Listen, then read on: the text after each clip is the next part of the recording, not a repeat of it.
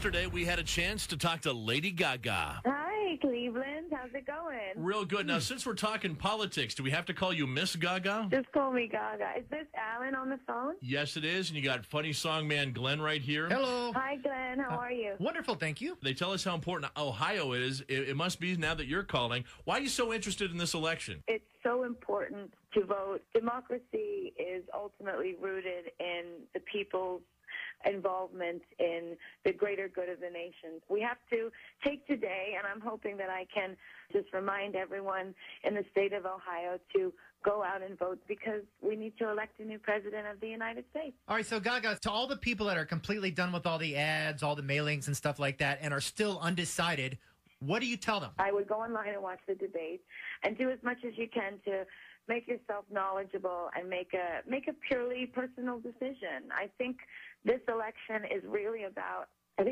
compassion. And I think that the nation is in a place of divisiveness, especially with the economy and where we have been and where we are headed. We need to come together and use our minds and our hearts to make sure that we elect the person that truly is a representation of what America really wants. Now, Lady Gaga, we're talking around this a little bit. Obviously, you're in Obama's camp. Tell us why. I most recently decided that I would be voting for Obama after I did my research. I just did what every American can do. I just sat on the couch with my friends and I opened up a bottle of wine and we watched the debates and we talked about the future. And for me, the most major differences between these presidents is their level of experience. His work thus far, Obama is far more experienced.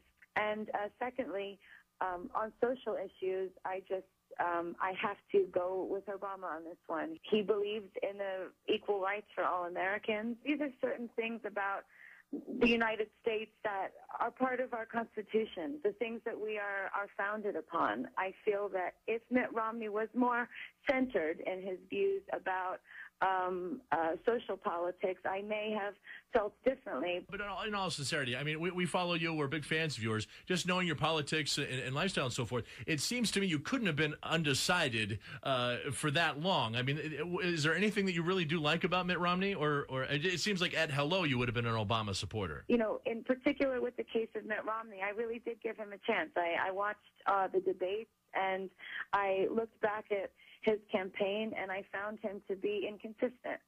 I felt that he portrayed himself to be a certain way during his earlier campaign with very rigid top-down Republican economics. It's going to take a lot more than 4 years to get us out of the mess, and I think we need somebody that has a steady hand and a strong focus that knows that you can't be wavered by fear. Can we ask you a couple other questions, non-politically related? You may. I might try to swing them back around, but I will answer them. No worries, but you had family members affected by Hurricane Sandy recently. Is everybody okay? Everything back on track there? Not really, to be honest. It's not really. My family is okay. They're doing fine because they were further uptown, but, the place where I should say, quote unquote, Lady Gaga was born. I know I'm Lady Gaga now, but I wasn't always. I was born Stephanie, the Italian-American girl from New York. And before I became Lady Gaga, I was living uptown. And then I left my parents and I left life as I knew it. And I got my own job working at 3 different restaurants and supported myself on the Lower East Side. And it's underwater.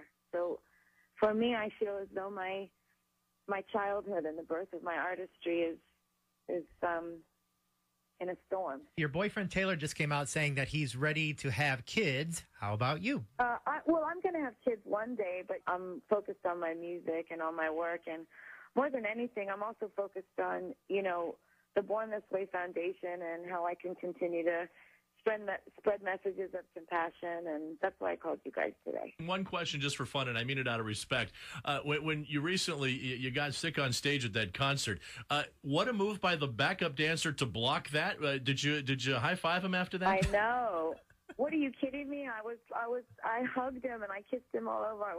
He was so sweet that, I've got a hardcore show. It's really hard to see on YouTube and the videos. So quite literally, dancing, singing live the whole time, and then I'm changing and I'm running back out to keep going. And we go straight cardio in intervals for 2.5 hours. So, sometimes, especially with the altitude and things, it can get difficult to breathe by the end of the show. It's very similar to how, marathon runners will get sick.